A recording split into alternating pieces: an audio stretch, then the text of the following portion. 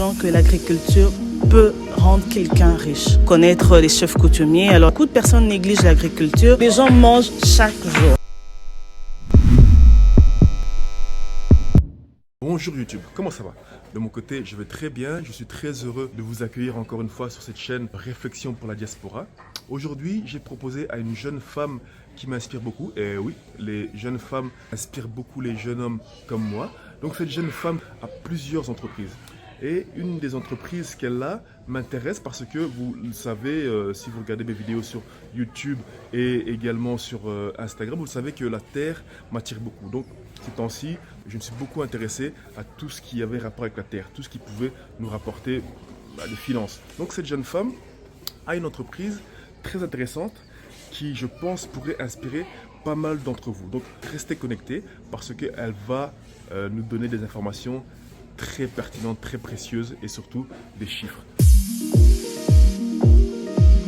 Bonjour à tous, je suis Françoise Kitenge-Vumilia, économiste de formation. Je gère une entreprise qui aura bientôt 3 ans. Nous avons 2 ans et demi exactement. Et l'entreprise s'appelle Euphrasie. Vous pouvez voir sur le polo. Qu'est-ce que nous faisons chez Euphrasie? Chez Euphrasie, nous livrons les haricots déjà triés. Nous avons 3 sortes d'haricots, les haricots blancs, les haricots verts et les haricots rouges. Mais à part ça, nous avons une petite ferme où nous cultivons les épices, piments et aussi le pondu que nous faisons aussi. Je crois que c'est tout. L'idée d'abord pour le haricot est arrivée au moment du confinement. J'étais enceinte de mon premier fils et je me suis retrouvée, j'étais seule parce que je ne savais pas appeler des gens pour venir m'aider. J'avais du mal à faire le marché et j'avais du mal à beaucoup travailler. Alors, une fois, je me suis dit, je voulais manger le haricot en fait, mais je ne savais pas aller au marché. Et puis, même quand on est le haricot, il fallait le trier. Bon, j'étais un peu fatiguée pour le trier et tout. Alors, l'idée m'est venue, je me suis dit, sûrement qu'il y a une autre femme au bout du monde, au bout de Kinshasa, qui a le même problème que moi. C'est comme ça que j'ai eu l'idée de commencer à trier le haricot, à les emballer dans le sachet et à les vendre aux gens, à les livrer chez eux à la maison ou soit au bureau. Pour la ferme, l'idée est venue de mon père spirituel en fait. Il a des fermes vers la route de Maïndombe. Et c'est lui qui m'a dit pourquoi tu veux t'arrêter seulement au haricot? Tu peux aussi avoir une ferme où tu peux cultiver et faire beaucoup de choses. C'est comme ça que j'ai commencé. Il m'a beaucoup aidé. Il m'a aidé à acheter le terrain.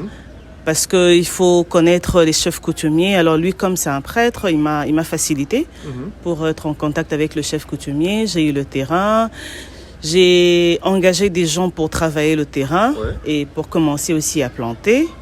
Nous avons eu notre première récolte où nous avons quand même vendu, nous sommes allés au marché, nous avons vendu. Ça nous a quand même rapporté. Et là, nous sommes en train de nous préparer pour notre deuxième récolte. Beaucoup de personnes négligent l'agriculture, mais aujourd'hui, moi, je peux dire aux gens que l'agriculture peut rendre quelqu'un riche. Ça, c'est sûr. Peut rendre quelqu'un riche. Ça, c'est sûr. Mais il faut d'abord l'aimer. Il faut l'aimer. Il faut donner le temps. Il faut se sacrifier. Parce que ça demande aussi beaucoup de sacrifices. C'est vrai qu'avec l'agriculture, comme on n'a pas beaucoup d'expérience, on apprend chaque jour. Il faut être patient d'apprendre chaque jour. C'est comme ça que ça peut rapporter. Mais si on est quelqu'un qui veut du coup, pas être trop pressé. Par exemple, le pondu. Je donne l'exemple du pondu. Le pondu rapporte beaucoup d'argent, mais ça dépend des saisons. Maintenant, nous sommes à la saison de pluie. On va vendre, il y aura beaucoup de pondu. À la saison sèche, le pondu devient un peu plus cher. Plus rare. Plus rare aussi parce qu'il n'y a pas assez d'eau. Du coup, il faut connaître les saisons et puis connaître comment il faut vendre. Avec mon expérience, je ne conseillerais pas à quelqu'un d'avoir ce genre de terrain. Pourquoi? Parce qu'après, le terrain prend de la valeur. Quand tu travailles, le terrain prend de la valeur. Tu aurais envie de faire un autre projet, mais tu serais limité. Parce que le terrain appartient à quelqu'un d'autre. Tu as une période limitée. Et aussi le coût, parce que tu es en train de louer le terrain. Mais quand le terrain t'appartient, tu le payes une seule fois, tu l'as supporté une seule fois et c'est fini. Le terrain t'appartient, tu peux en faire, même si tu ne veux plus faire le champ, tu peux en faire autre chose. Tu peux même faire l'élevage, tu peux faire tout ce que tu veux avec. Mais quand c'est un terrain qui appartient à quelqu'un d'autre, tu es vraiment limité dans ton investissement. C'est ça, ouais. Ce que je peux dire à la diaspora, c'est vrai que c'est bien d'investir dans son pays, mais il faut avoir la bonne information. Et ne pas se dire j'investis et je ne regarde pas. Non, il faut surveiller. Il faut être sur place. Être sur place, ça signifie de temps en temps venir voir comment l'investissement évolue. Pas que tu as jeté de l'argent et tu laisses les gens gérer. Non, les gens, il faut les surveiller. C'est vrai que le risque, il est partout. Même nous-mêmes qui sommes ici, le risque est là. Mais seulement, il faut surveiller les gens. Il faut mettre des mécanismes pour surveiller les gens. Parce que la plupart du temps, qu'est-ce qui se passe? Les gens, quand ils sont à l'extérieur du pays et qu'ils investissent, ils ne regardent pas. Il a fait confiance à quelqu'un et il ne surveille pas. Or, c'est pas ça. Même nous qui sommes ici, nous surveillons les gens qui sont en train de travailler. Donc, du coup, quand tu es à l'extérieur, ce qu'il faudrait faire, d'abord, s'informer sur le business qui marche dans le pays. Et moi, je vous dirais déjà que l'agriculture, ça marche. Parce que les gens mangent chaque jour. Et qu'est-ce qu'il faut faire après? Ce qu'il faut faire après, c'est engager des gens. Mais de temps en temps, c'est vrai que de l'autre côté, vous avez votre travail. Mais de temps en temps, prendre des vacances pour venir surveiller. Ça sécurise quand même. C'est aussi comme ça que nous aussi on fait. De temps en temps, on prend des vacances, des temps pour aller surveiller comment le travail évolue, comment les gens travaillent. Super. Une toute dernière question. Après, je te laisse parce que je sais que le temps il est précieux. D'accord, merci. Qu'est-ce que tu aurais comme business à me conseiller, moi qui suis là-bas, qui est peut-être $2 000, $5 000 à investir? Comme ça, du coup, sans faire une étude de marché, il y a quand même pas mal de business. On a parlé de l'agriculture, c'est vrai. Il y a l'agriculture, l'immobilier. L'immobilier, ouais. L'immobilier qui donne aussi très bien. Il y a l'immobilier qui donne aussi très bien. Parce qu'avec l'immobilier, même si tu es à l'extérieur, le bailleur te met de l'argent dans ton compte, donc tu es quand même à l'aise. Tu es quand même à l'aise. Okay. Il y a le transport, mais le transport, ça va te demander quand même beaucoup, parce qu'il faut surveiller chaque jour. Ça, ouais. Or, quand tu es à l'extérieur, c'est quand même difficile. Super. En tout cas, je te remercie. Donc maintenant, ce qui va se passer, on va venir avec toi assister à une livraison. Oui, nous avons une livraison aujourd'hui. Tu peux nous expliquer un petit peu comment ça se passe, pas de problème. D'accord. Et puis, je pense que ça sera bon. Oui. Ici, on est sur la route pour commencer la livraison. Donc, j'avais une petite question, moi, au niveau des livraisons. Comme tu le sais, Kinshasa, c'est un petit peu difficile. Aujourd'hui, c'est fluide, mais généralement, les embouteillages. Qu'est-ce que tu as comme autre solution pour justement lutter contre les embouteillages là? Bonjour.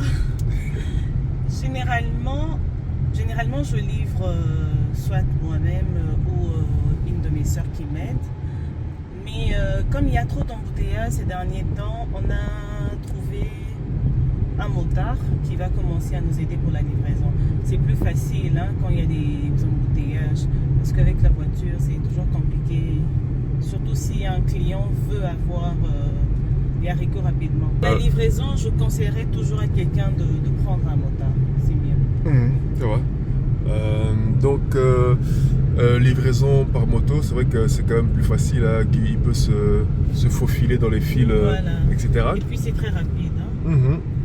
Et au niveau de la clientèle, comment est-ce que ta clientèle est arrivée? C'était du bouche à oreille? Tu as une page Instagram? Tu as une page Facebook? C'est vrai que j'ai une page Instagram, que j'ai une page Facebook, mais les clients, j'ai eu les clients à partir de ma famille. Ma famille qui a intéressé des gens. Et aussi, j'ai eu à booster la publication avec Facebook qui m'a aussi rapporté des clients. Et de temps en temps, c'est des publications que je mets sur WhatsApp. Et lorsque mes sœurs ou mes frères ou des connaissances, des amis qui postent mes haricots, ça fait que j'ai plus de clients. Pour parler concrètement, au niveau prix, est-ce que tu sais nous dire un petit peu à combien reviennent les sacs de 3 kilos, je pense, 3 kilos, 5 kilos? Tu peux nous en dire un peu plus là-dessus? Là, moi, je vends des sachets de 3 kilos, 5 kilos et 10 kilos. Le sachet de 3 kilos, je le vends à 10 $. Et celui de 5 kilos à 15 $ et celui de 10 kilos à 25 $. Bon, moi je ne suis pas du quartier comme on dit, hein, mais je me dis, est-ce que c'est pas plus avantageux de l'acheter peut-être au marché ou de l'acheter autre part, sachant que pour une grande partie en tout cas, n'ont peut-être pas forcément les moyens de mettre cette somme-là. Donc, est-ce qu'elles n'ont pas avantage à l'acheter au marché? Qu'est-ce que tu peux leur dire par rapport à ça? Bon, l'avantage qu'il y a chez nous, c'est que les haricots, c'est déjà trié. D'abord, c'est de la première qualité et c'est déjà trié. Les clients qui achètent chez nous, en tout cas, ils partent pas, ils restent parce qu'ils savent que c'est de la bonne qualité. Je donne un exemple. Si quelqu'un achète 2 kilos, même 2 kilos ou 3 kilos au marché, c'est pas 3 kilos qu'il va avoir à la maison. Parce que quand il va trier, il n'aura plus 3 kilos. Mais si quelqu'un achète 3 kilos chez moi, c'est 3 kilos parce qu'il n'aura plus à trier ce haricot-là. Parce que c'est déjà trié. Moi, je reste avec la saleté. C'est ça l'avantage.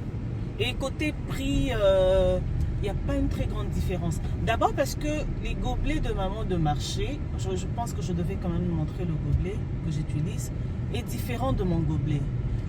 Au marché, le gobelet il est petit. Mais moi, c'est le gobelet normal. Du coup, tu as l'avantage, tu gagnes.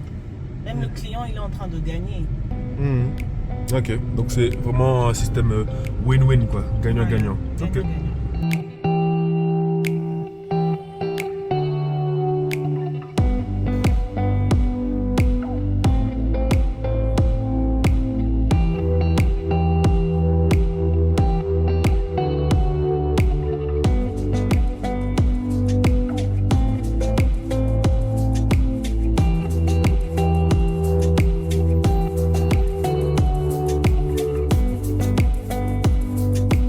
Voilà, la livraison c'est terminé, simple, efficace. Donc vraiment, pour moi, c'est un des business qu'il faut, je pense, mettre dans sa tête lorsqu'on veut faire un retour au pays, un retour au Congo. Donc moi, personnellement, dans les mois, années à venir, je vais, je pense, me rediriger vers l'agriculture.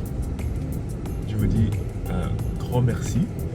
Et je laisse le mot de la fin à notre invité. Tout ce que je peux dire à la diaspora, c'est possible d'investir au Congo, mais il faut y mettre son cœur et il faut aimer ce qu'on veut faire. Je vous remercie, j'espère que la vidéo vous a plu. Restez connectés parce que des personnes avec le profil que je viens de vous présenter aujourd'hui, on en a encore beaucoup. Des personnes qui nous inspirent à aller de l'avant. Donc ici le but c'est pas de jalouser, c'est de s'en inspirer.